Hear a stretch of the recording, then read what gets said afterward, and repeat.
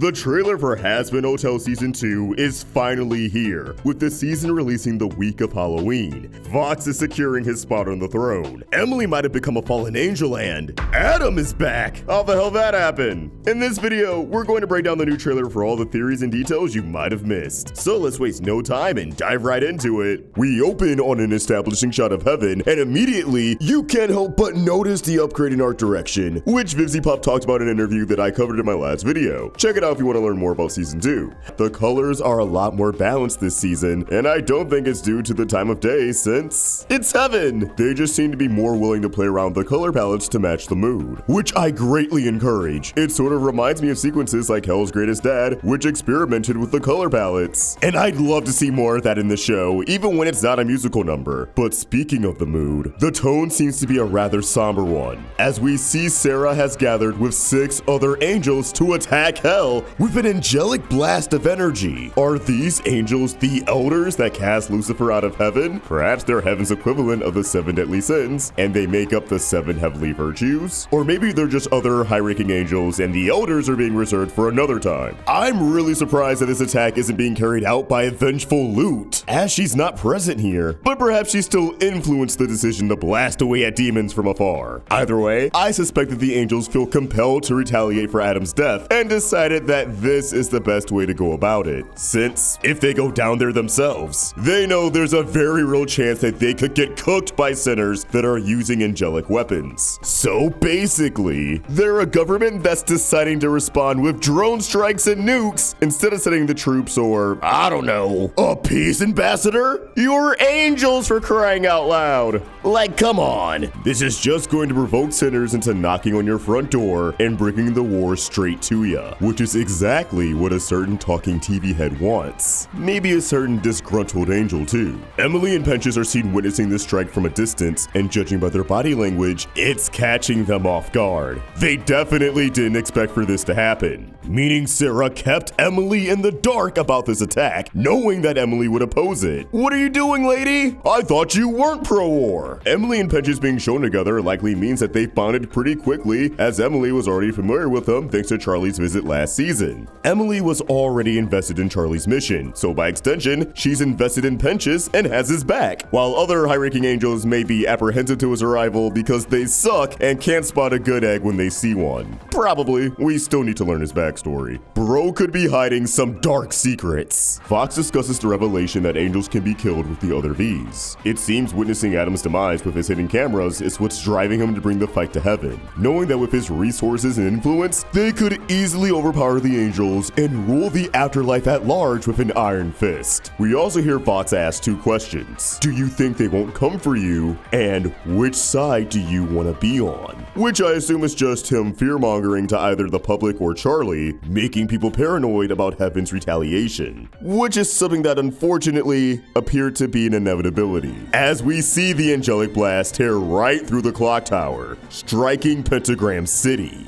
escalating tensions and likely pushing the sinners to fight back so that heaven can counterattack in the name of self-defense. After all, if the sinners come to heaven with the intent to kill, how could the angels possibly be doing any wrong by fighting back? Moving on, this shot of Lute prior to the strike has me curious, as again, she doesn't seem involved with the blast, and the blast itself seems to be the angel's way of responding to Adam's death without the risk of physical harm. So although she has her new arm here, I wonder if this is actually Lute daydreaming about returning to hell to finish the job, either during a meltdown, or a musical number, or a meltdown that's in the form of a musical number. One of those 3 for sure. Next we see Charlie stare at a TV in disbelief before screaming uncontrollably, followed by Husk, Angel Dusk, and Cherry Bomb looking at her like she's absolutely lost it. Angel even says, I thought Charlie said no more drugs. 2 observations here. 1, Cherry Bomb's presence is interesting because it means that we'll likely see her around the hotel more and gradually become a guest, although she was apprehensive to the idea at the end of season 1. And 2, despite trailer magic, I don't think Charlie is reacting to the attack here, given that she was clearly watching something on TV before shutting it off. I'm also pretty sure that a blast in their city would immediately draw them outside from the impact alone. They wouldn't be chilling on the couch. Based off everything else, Charlie's likely reacting to a hit piece from Vox, who seems to be going all in on media manipulation to turn the masses against Charlie's pacifist ways and steer them into a more bloodthirsty direction. I bet he's going to make Charlie out to be conspiring with the angels to get more demons killed, in order to get into heaven and restore her dad's former angel status. A crazy conspiracy that Vox will manage to convince people is actually the reality.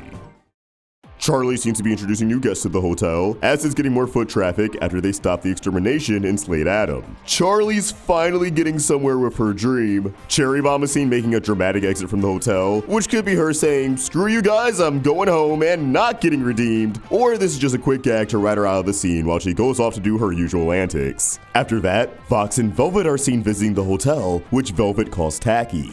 Right off the bat, I think that their visit is an intimidation tactic. You can tell by the smug look on Vox's face. He even asks Charlie what her plan is for the next extermination, something he can reasonably assume she doesn't actually have a plan for, as he knows she's all about peace and love. He just wants to freak her out and have her feel completely out of her depth, putting pressure on her by drawing attention to the fact that people are looking at her for answers after she decided to take a stand against Adam. Vox also asks Charlie if she's going to protect everyone and not just her favorite character, likely referring to his rival, Alastor. But furthermore, Vox is throwing shade at Alastor's barrier only being cast around the hotel when the Exorcists last invaded. Obviously, that's where they were attacking first. But again, Vox is being manipulative and trying to get under Charlie's skin. He wants to make her rebellion at the end of season 1 feel short-sighted and self-centered in an attempt to get her to resign from her goal of redeeming sinners. It's clear to me that this whole thing is a power play. Vox wants to make his presence known to Charlie while also making it known to her that she's on his radar, sending a message that the V's don't approve of how she's currently running things, as her system, evident with Penchus, would end up creating more angels and less demons. Redeeming sinners not only turns them away from wanting an uprising, but it also weakens their numbers if they do decide to rebel, if ascension becomes a recurring problem. I love how much it seems like Velvet disapproves of the hotel aesthetically. I feel like she's going to end up regurgitating a popular criticism you see online about the show's affinity for the color red. The massive crowd gathered at the hotel doesn't consist of only curious sinners, but also reporters who are eager to interview Charlie and learn more about the big fight with Adam. They want to learn what her plan is moving forward, even though she doesn't have one, and it freaks her out a lot.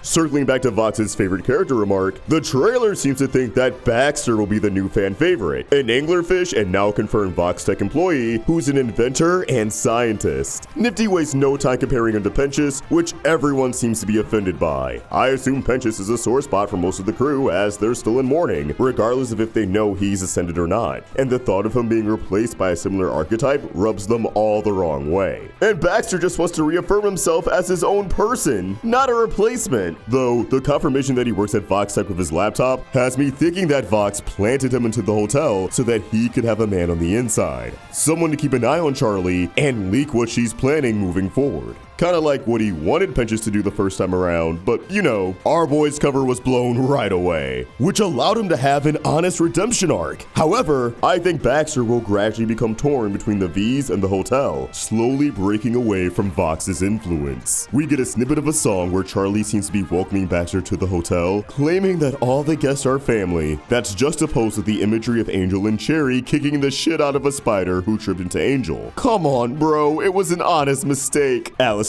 looking dapper in pink, appears to be having tea with Rosie, one of the top suspects for being his master. The background is undoubtedly a part of her emporium. While we don't know if they're just catching up or meeting for business, we do have a hilarious line where Alastor says that singing and crying is kind of our thing, referring to the dynamics within the hotel, and well, he's also talking about the show itself. It reminds me of an iconic joke from Steven Universe that pretty much says the same thing. Who wants to watch a cartoon about people crying?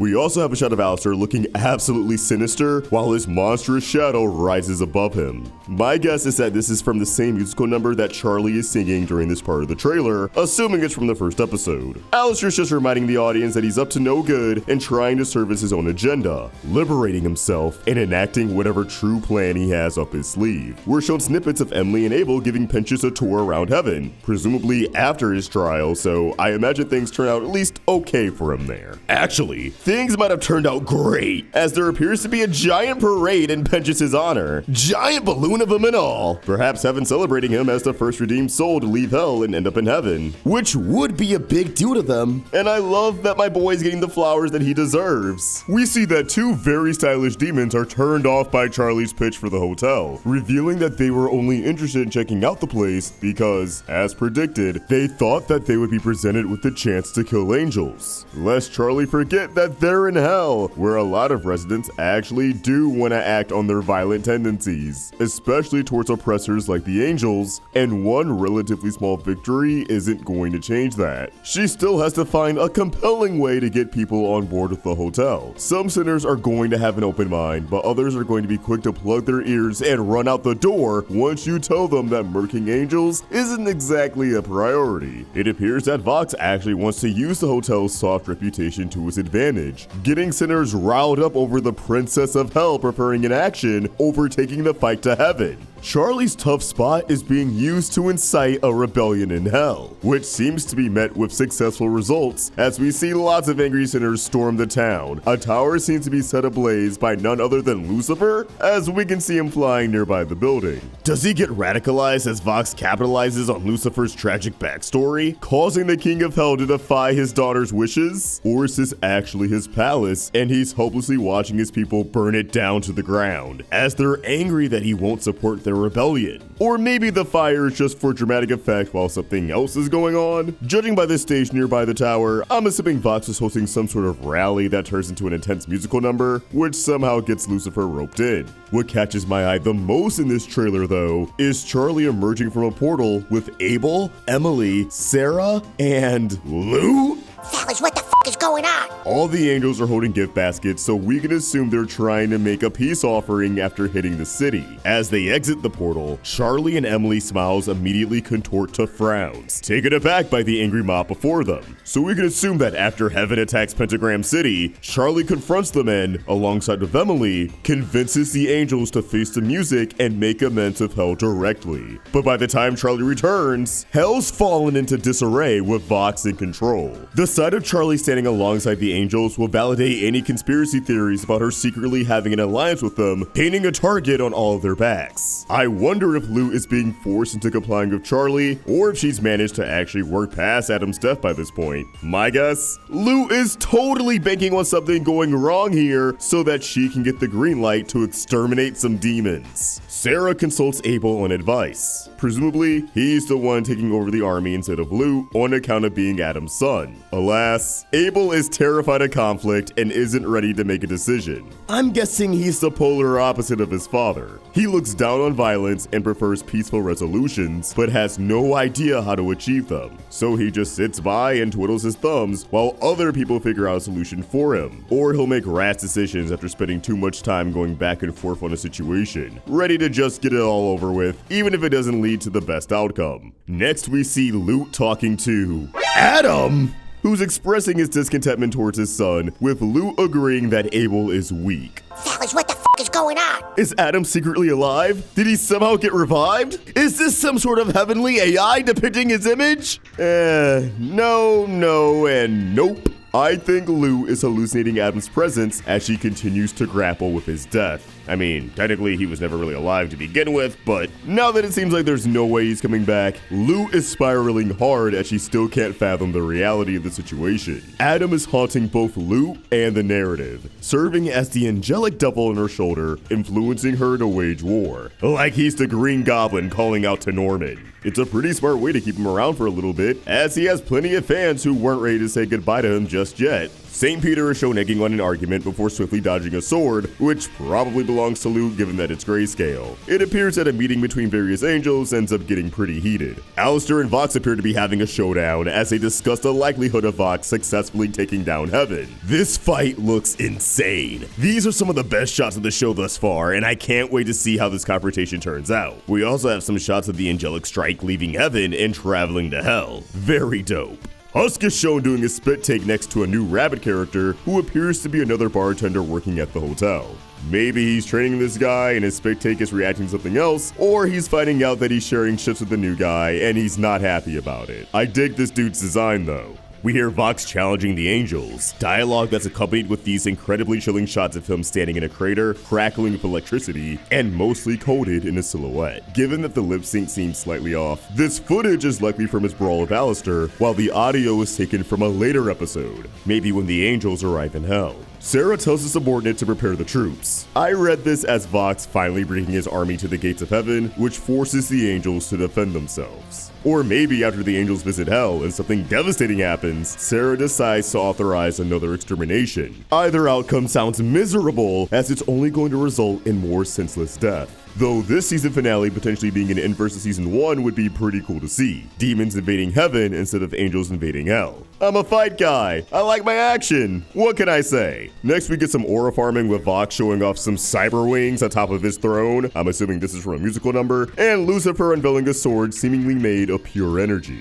Judging by the scenery, this is the same scene with the burning tower and when Charlie returns with the angels. So again, either he also gets on board with Vox and is getting sinners fired up, or he's about to tango with an angel. Then, as the trailer picks up speed, we have a pretty hard watch as Vox appears to be torturing Angel Dust. Give Angel a break, dude. My guess is that this is either Vox trying to get Angel to keep complying to Valentino, or an attempt to get information out of Angel Dust about Charlie and the hotel. We see Lute jumping off a stained glass, which shatters the window, giving us the fallen angel imagery that we discussed in our teaser breakdown. And I'm adamant that this is from her own musical number where she hallucinates Adam. These shots of Penchus and Cherry Bomb are almost certainly flashbacks of their rivalry. Then we have Nifty helping Alastor fight Vox. We saw this in the last teaser. There's a snippet of Charlie crying, and as Alastor said, this whole show is singing and crying, so I'm not even gonna try to guess the context here. Then we see Sarah emitting a blue glow as she rises up into Hell's sky. This might be her combating against a riled up mob with charged words of her own, trying to defuse the situation and defend herself only for things to go awry. Valentino was seen reaching up towards heaven, which might be him expressing his desire to help conquer it with Vox, but I don't know.